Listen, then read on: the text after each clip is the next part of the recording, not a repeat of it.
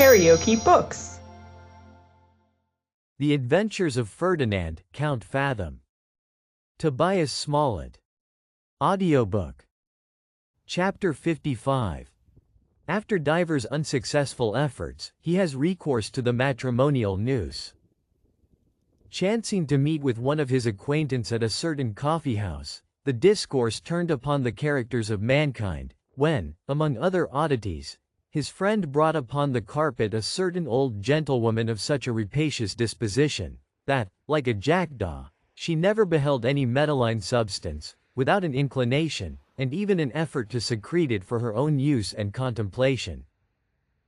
Nor was this infirmity originally produced from indigence, inasmuch as her circumstances had been always affluent, and she was now possessed of a considerable sum of money in the funds, notwithstanding which, the avarice of her nature tempted her to let lodgings, though few people could live under the same roof with such an original, who, rather than be idle, had often filched pieces of her own plate, and charged her servants with the theft, or hinted suspicion of her lodgers. Fathom, struck with the description, soon perceived how this woman's disease might be converted to his advantage, and after having obtained sufficient intelligence, on pretense of satisfying his curiosity, he visited the widow, in consequence of a bill at her door, and actually hired an apartment in her house, whither he forthwith repaired with his inamorata. It was not long before he perceived that his landlady's character had not been misrepresented.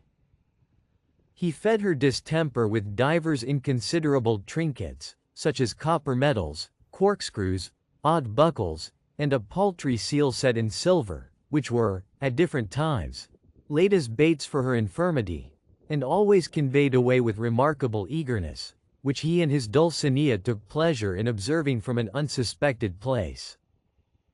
Thus confirmed in his opinion, he, at length, took an opportunity of exposing a metal watch that belonged to his mistress, and saw it seized with great satisfaction, in the absence of his helpmate, who had gone abroad on purpose. According to instruction, she soon returned, and began to raise a terrible clamor about the loss of her watch, upon which she was condoled by her landlady, who seemed to doubt the integrity of the maid, and even proposed that Mrs. Fathom should apply to some justice of the peace for a warrant to search the servant's trunk. The lady thanked her for the good advice, in compliance with which she had immediate recourse to a magistrate, who granted a search warrant, not against the maid, but the mistress, and she, in a little time, returned with the constable at her back. These precautions being taken, Dr. Fathom desired a private conference with the old gentlewoman, in which he gave her to understand that he had undoubted proofs of her having secreted, not only the watch, but also several other odd things of less consequence, which he lost since his residence in her house. He then showed the warrant he had obtained against her, and asked if she had anything to offer why the constable should not do his duty.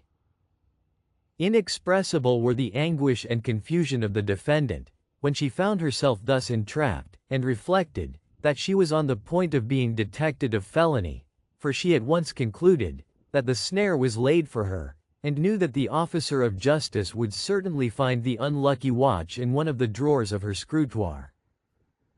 Tortured with these suggestions, afraid of public disgrace, and dreading the consequence of legal conviction, she fell on her knees before the injured Fathom, and, after having imputed her crime to the temptations of necessity, implored his compassion, promised to restore the watch, and everything she had taken, and begged he would dismiss the constable, that her reputation might not suffer in the eye of the world. Ferdinand, with a severity of countenance purposely assumed, observed that, were she really indigent, he had charity enough to forgive what she had done. But, as he knew her circumstances were opulent, he looked upon this excuse as an aggravation of her guilt, which was certainly the effect of a vicious inclination, and he was therefore determined to prosecute her with the utmost severity of the law, as an example and terror to others, who might be infected with the same evil disposition. Finding him deaf to all her tears and entreaties, she changed her note, and offered him 100 guineas, if he would compromise the affair, and drop the prosecution, so as that her character should sustain no damage. After much argumentation, he consented to accept of double the sum, which being instantly paid in East India bonds, Dr. Fathom told the constable that the watch was found, and for once her reputation was patched up. This seasonable supply enabled our hero to stand trial with his adversary, who was non-suited, and also to mend his external appearance, which of late had not been extremely magnificent. Soon after this gleam of good fortune, a tradesman, to whom he was considerably indebted, seeing no other probable means to recover his money, introduced Fathom to the acquaintance of a young widow who lodged at his house, and was said to be in possession of a considerable fortune. Considering the steps that were taken, it would have been almost impossible for him to miscarry in his addresses. The lady had been bred in the country, was unacquainted with the world, and of a very sanguine disposition, which her short trial of matrimony had not served to cool. Our adventurer was instructed to call at the tradesman's house, as if by accident, at an appointed time, when the widow was drinking tea with her landlady. On these occasions he always behaved to admiration. She liked his person and praised his politeness, good humor, and good sense. His confederates extolled him as a prodigy of learning, taste, and good nature. They likewise represented him as a person on the eve of eclipsing all his competitors in physic. An acquaintance and intimacy soon ensued, nor was he restricted in point of opportunity. In a word, he succeeded in his endeavors, and, one evening, on pretense of attending her to the play, he accompanied her to the Fleet, where they were married, in presence of the tradesman and his wife, who were of the party. This grand affair being accomplished to his satisfaction, he, next day, visited her brother, who was a counselor of the temple, to make him acquainted with the step his sister had taken. And though the lawyer was not a little mortified to find that she had made such a clandestine match, he behaved civilly to his new brother-in-law, and gave him to understand that his wife's fortune consisted of a jointure of £150 a year, and £1,500 bequeathed to her during her widowhood, by her own father, who had taken the precaution of settling it in the hands of trustees, in such a manner as that any husband she might afterwards espouse should be restricted from encroaching upon the capital, which was reserved for the benefit of her heirs. This intimation was far from being agreeable to our hero, who had been informed that this sum was absolutely at the lady's disposal, and had actually destined the greatest part of it for the payment of his debts, for defraying the expense of furnishing an elegant house, and setting up a new equipage.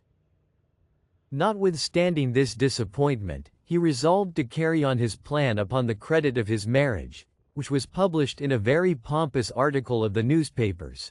A chariot was bespoke, a ready-furnished house immediately taken, and Dr. Fathom began to reappear in all his former splendor. His good friend the empiric, alarmed at this event, which not only raised our adventurer into the sphere of a dangerous rival, but also furnished him with means to revenge the ill office he had sustained at his hands on the adventure of the former match. For, by this time, Fathom had given him some hints, importing that he was not ignorant of his treacherous behavior.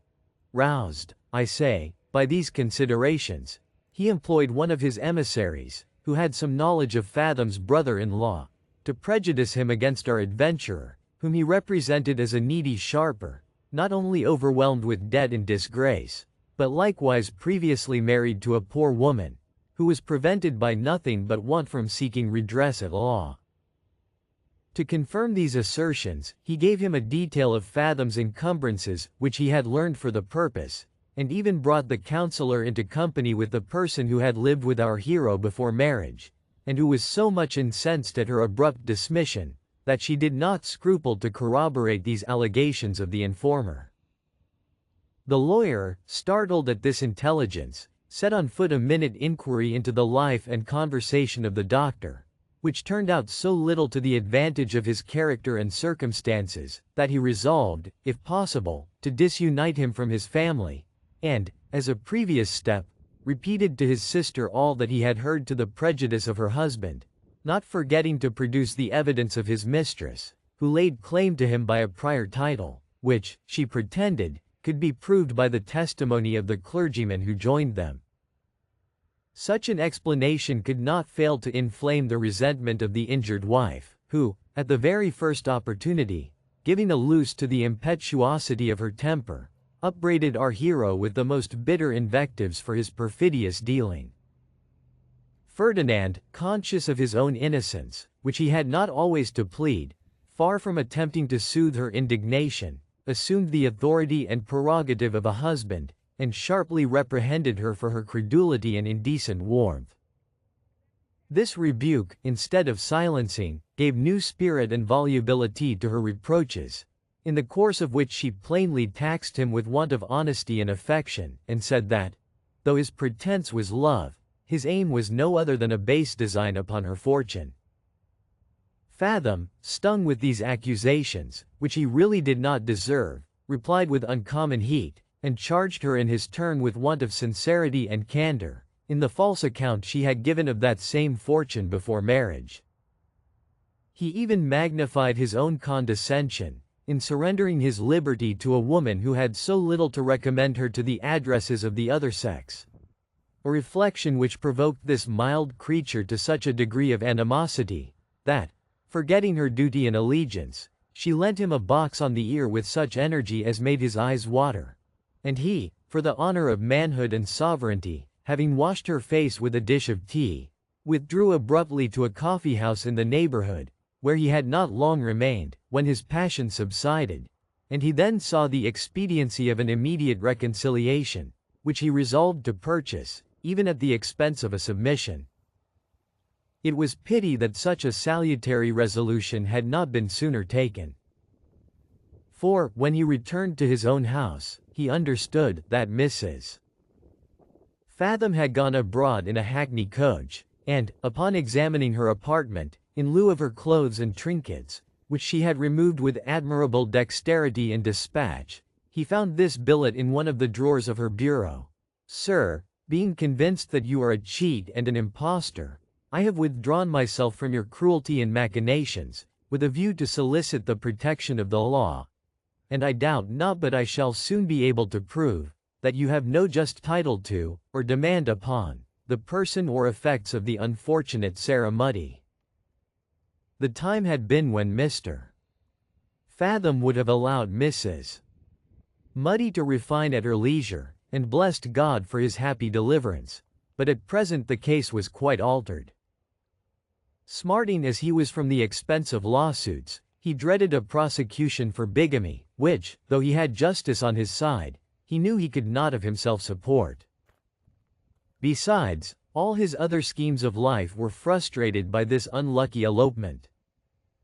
He therefore speedily determined to anticipate, as much as in him lay, the malice of his enemies, and to obtain, without delay, authentic documents of his marriage. With this view, he hastened to the house of the tradesman, who, with his wife, had been witness to the ceremony and consummation, and, in order to interest them the more warmly in his cause, made a pathetic recital of this unhappy breach, in which he had suffered such injury and insult. But all his rhetoric would not avail. Mrs. Mudie had been beforehand with him, and had proved the better orator of the two, for she had assailed this honest couple with such tropes and figures of eloquence, as were altogether irresistible. Nevertheless, they heard our hero to an end, with great patience. Then the wife, who was the common mouth upon all such occasions, contracting her features into a very formal disposition, "I'll assure you," said she, "Dr. Fathom, my husband and I have been in a very great terrification and numplush, to hear such bad things of a person, whom, as one may say, we thought a worthy gentleman, and were ready to serve at all times, by day and by night, as the saying is.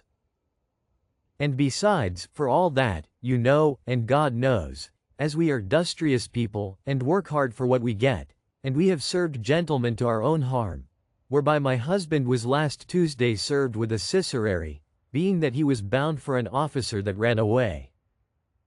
And I said to my husband, Timothy, says I, 'tis a very hard thing for one to ruin one's self for stranger people. "There's Dr. Fathom," says I. "His account comes to £9 and £40 7 shillings and fourpence halfpenny, and you know, doctor, that was before your last bill began." But, howsomever, little did I think, as how a gentleman of your learning would go to deceive a poor gentlewoman, when you had another wife alive. In vain did our adventurer endeavor to vindicate himself from this aspersion. The good woman, like a great many modern disputants, proceeded with her declamation, without seeming to hear what was said on the other side of the question, and the husband was altogether neutral. At length, Ferdinand, finding all his protestations ineffectual, "Well," said he, "though you are resolved, I see, to discredit all that I can say in opposition to that scandalous slander, of which I can easily acquit myself in a court of justice, surely you will not refuse to grant me a certificate, signifying that you were present at the ceremony of my marriage with this unhappy woman." "You shall excuse us," replied the female orator. "People cannot be too wary in signing their names in this wicked world. Many a one has been brought to ruination by signing his name, and my husband shall not, with my good will, draw himself into such a preliminary." Fathom, alarmed at this refusal, earnestly argued against the inhumanity and injustice of it, appealing to their own consciences for the reasonableness of his proposal. But, from the evasive answers of the wife, he had reason to believe that, long before the time of trial, they would take care to have forgotten the whole transaction. Though he was equally confounded and incensed at this instance of their perfidy, he durst not manifest his indignation, conscious of the advantage they had over him in divers respects, but repaired, without loss of time, to the lodging of the clergyman who had noosed him, resolved to consult his register, and secure his evidence. Here too his evil genius had got the start of him, for the worthy ecclesiastic not only could not recollect his features, or find his name in the register, but, when importuned by his pressing remonstrances, took umbrage at the freedom of his behavior, and threatened, if he would not immediately take himself away, to raise the posse of the fleet, for the safety of his own person. Rather than put the pastor to the trouble of alarming his flock, he retreated with a heavy heart, and went in quest of his mistress, whom he had dismissed at his marriage, in hopes of effecting a reconciliation, and preventing her from joining in the conspiracy against him. But, alas! He met with such a reception as he had reason to expect from a slighted woman, who had never felt any real attachment for his person. She did not upbraid him with his cruelty in leaving her as a mistress, but, with a species of effrontery never enough to be admired, reproached him with his villainy, in abandoning her, who was his true and lawful wife, to go and ruin a poor gentlewoman, by whose fortune he had been allured. When he attempted to expostulate with this virago, upon the barbarity of this assertion, she very prudently declined engaging in private conversation with such an artful and wicked man, and, calling up the people of the house, insisted upon his being conducted to the door. If you liked what you heard, please subscribe to the channel.